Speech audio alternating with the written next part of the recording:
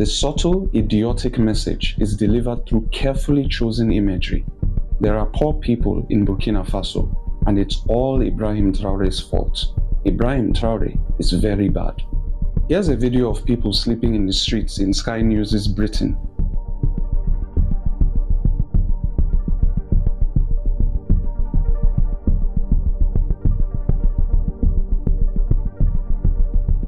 The UK has been a developed democratic country since 1948, yet still cannot manage to shelter all of its citizens. Burkina Faso, on the other hand, has been under the dictatorship of Captain Ibrahim Traoré for all of 5 minutes, yet in that time has managed to grow its GDP from $18.6 billion to $30.7 billion, and its GDP per capita from $827 to $1,250. Hi guys, welcome to the Sahel Revolution. Today I want to explain the reasons behind the smear campaign against Traoré and Goita. I don't know whether you remember, but in my previous video, this video, I discussed this briefly. Now it's actually becoming much clearer where that campaign portraying Traoré and Goita as war criminals was launched. Imagine Traoré and Goita war criminals. Like, is these people taking us for what? Thank God Africans are actually awakened, honestly speaking. Anyway, so this actually now I'm finding that it came shortly after a powerful interview in which Traoré declared that democracy as it currently exists is ineffective in Africa. And that's a truth. That's a truth. Democracy is actually ineffective. Not only is it ineffective, it's actually a hoax. For me, democracy is a code word for obedience, like obey, like seriously speaking. Anyway, let's take a look at that interview, guys.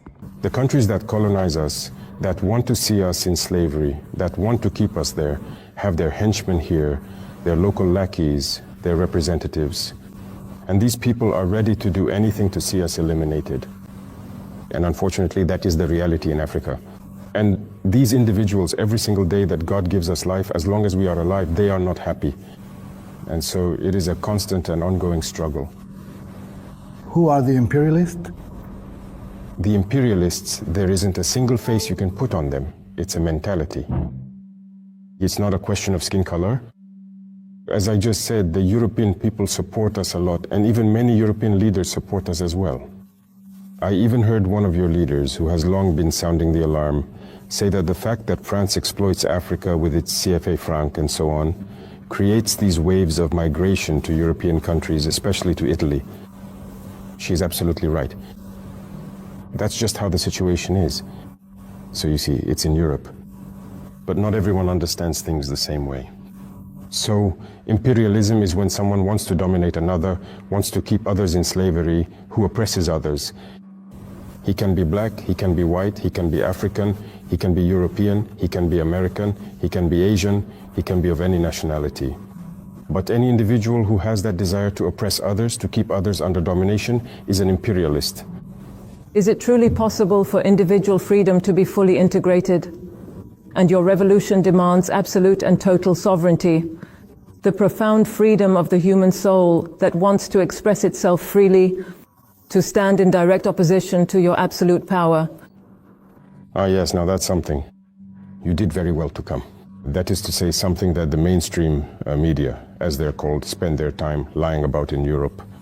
As if here people were walking around with axes and machetes. When you open your mouth, you get hit. That's not true. There is freedom. Everyone is free to say what they want, to give their opinion and everything. Even on our TV channels, you see people giving their opinions. But freedom has its limits. For example, we are a country at war.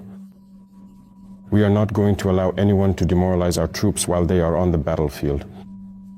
That we will not allow. We will not allow the local lackeys of imperialism among us to try to sabotage our struggle to restore our country into the clutches of those imperialists. The freedom of an individual, as we have said, ends where another's freedom begins. If you don't have a society, just as you are free to say what you want, so is the other person. And when everyone starts saying whatever they want, it ends up with what? With a fight. Are we going to let our society fall into decline? No. Even those who say there is freedom of expression, in reality there is no freedom. So let's take the French authorities, so as not to confuse them with the French population. Is there freedom of expression in France? There isn't any.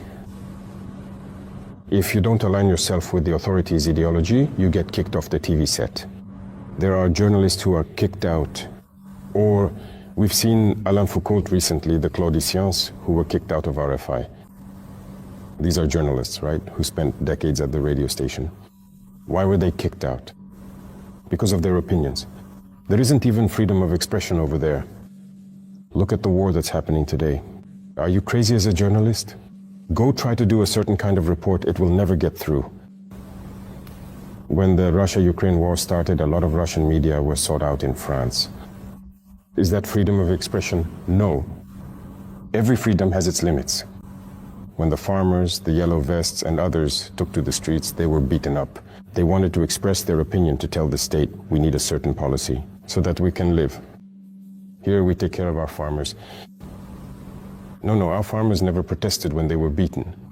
We take care of them. We do everything we can so they can farm peacefully and give their best. But elsewhere, that's not the case. But it's those countries that stand on platforms and call themselves lands of freedom. That's not true. They're all dictators. Their freedom is only in relation to Africa. So we need to put freedom into perspective. Here, we are freer than they are. Much freer. I see, Mr. President, but more than 60% of Burkina Faso, that is the vast majority of the country, is controlled by jihadists. You can then just pick any path or route you desire on the entire map. Available online. Is that specific It's in spot print. there? It's Is it available online. online? It's available online. It is the truth. It is the fact. She may have looked at information on the internet. Oh yes, that's right. That's exactly what it is. It's the very same people, the very same media outlets, the very same governments. They are painting Burkina Faso in a negative light, in red. That is absolutely and completely false. Now, after watching that briefly, obviously, I didn't put the whole interview because it's very long. It was almost like 1 hour, 30 minutes. I just took like kind of the part where he was talking about democracy and all the other things. And what we can see, we see several journalists questioning Traoré while he explained his perspective on what is really happening, right? Now, one journalist in particular stand out. She's working for Sky News, and she's actually originally from Sudan. And to be quite honest, when you look at that, at the fact that she's working for Sky News, I think the whole family is actually working for the Western media, if I have to say that, because her other sister, her older sister, is working for CNN. And it raises questions about media narrative and perspective, especially when coverage seems to focus on certain countries, while others like Sudan, which is obviously where she's from, receive less attention despite her facing serious challenges. I mean, Sudan, there is literally a geno happening there. We can obviously say this on YouTube, otherwise my channel is already shadow banned, so I don't want more problems. But to be quite honest, you can hear from what she's asking. And I think what, raises question is the fact that she goes on to claim that she believes Burkina Faso is about 65% under the control of jihadists, a term used in place of terrorists. I don't know why they call them jihadists, to be quite honest. These are terrorists, really. That's why I'm saying that words lose meaning depending on who is called a freedom fighter and who's a terrorist. But this is clearly terrorism going on in the Sahel. So these people responsible for that should be called terrorists, and fairly so. Now, when she asked Traoré, when Traoré asked her where she got this information from, she simply say online, "Are you crazy? Are you serious?" Because this raises an important question: how reliable is a source that you get from? How did she actually determine whether that source that says 60% is actually very, is it a research? Is there evidence? How did she determine that to even straightforwardly say, she even say it's a fact? I know. Can you, I think you heard that, right? She say, she didn't even cite any specific report or evidence. She just say online. And that lack of clarity makes the claim worth questioning, guys. What is going on, honestly? Okay, that's not even all, guys. After that, she actually went on to publish a documentary portraying the country in a very, very negative light. At one point, she even showed people collecting waste at a dump site, using it to reinforce that image. However, I think the mistake she did is that she did not highlight the action Traoré has taken in less than 2 years. Things like efforts to improve national security, strengthening of local governance, and push for greater economic self-reliance and push for greater economic self-reliance. How come she didn't, highlight that? This actually create an incomplete picture as it focuses on the country's challenges without acknowledging the step being taken to address them, right? So in that sense, that's when you realize that there is an agenda going on. I always say that if you cannot be happy about my wedding, you can come and apparently want to comfort me during my divorce or, say things because I won't believe you. Because if you are not celebrating me, you don't have to critic me, okay? You don't have to give me any critic because you don't celebrate me when I'm celebrating, right? So that's the thing. Anyway, I want you to take a listen to this brother because he devoured them like insanely, okay? Spending some time in Ouagadougou, it's clear that there's a conflicting reality here. There's the cosmopolitan revolution being endorsed by the government, and then there's the raging jihadist insurgency that's... Okay, let's pause there. Meet Yusra El-Bagir, a Sudanese-British journalist who serves as the African correspondent to UK-based Western imperialist propaganda outlet Sky News, and comes from a family of pro-Western African journalists. Her sister, Nima El-Bagir, is CNN's chief international investigative correspondent, and her parents, Ahmed and Ibtisam El-Bagir, were prominent figures in Sudan's journalism and media spaces in the 1980s. Her father, Ahmed, is a member of Sudan's Western-aligned Democratic Unionist Party, a party with suspected links to British intelligence. The family is currently based in the UK. What you watched a moment ago was an excerpt from one of Sky News' latest propaganda pieces, a 16-minute documentary hosted by El-Bagir and aimed at exposing the supposedly dire realities in Burkina Faso. The documentary opens with its host stating accurately that Burkina Faso has become one of the deadliest places in the world for terrorism in recent years, then proceeds to backhandedly pin this optic on the leadership of Burkina Faso President Captain Ibrahim Traoré. But here are some other accurate statements that our intrepid reporter fails to make at any point in this documentary. Statement 1. The recent uptick in terror activity that we've seen in Burkina Faso coincides perfectly with the country severing ties with its former colonizer France, following the citizen-backed anti-imperialist coup that brought President Traoré to power in 2022. Statement 2. This is not the first time an African nation has seen a curious uptick in insurgency soon after severing ties with a former colonizer. Statement 3. There is a very important connection between statements 1 and 2. Statement 4.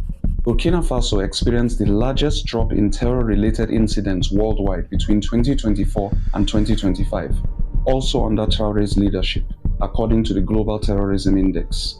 Statement 5. Sky News and its intrepid parrot are fully aware of all these facts. The documentary portrays Burkina Faso as having an atmosphere of fear, where freedom of speech is heavily restricted. This is very much unlike Sky News' Britain, where freedom of speech is fiercely protected according to the country's Prime Minister, provided you don't vocally support the freedom of Palestinians. The documentary shows a group of underprivileged Burkinabe citizens recycling items from a landfill to make ends meet, in that classic Western media style we've all come to know and love. The subtle, idiotic message is delivered through carefully chosen imagery. There are poor people in Burkina Faso, and it's all Ibrahim Traoré's fault. Ibrahim Traoré is very bad. Here's a video of people sleeping in the streets in Sky News' Britain.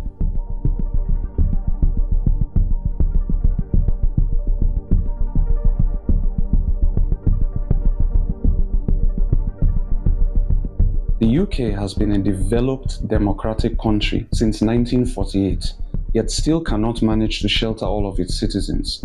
Burkina Faso, on the other hand, has been under the dictatorship of Captain Ibrahim Traoré for all of 5 minutes, yet in that time has managed to grow its GDP from $18.6 billion to $30.7 billion, and its GDP per capita from $827 to $1,250.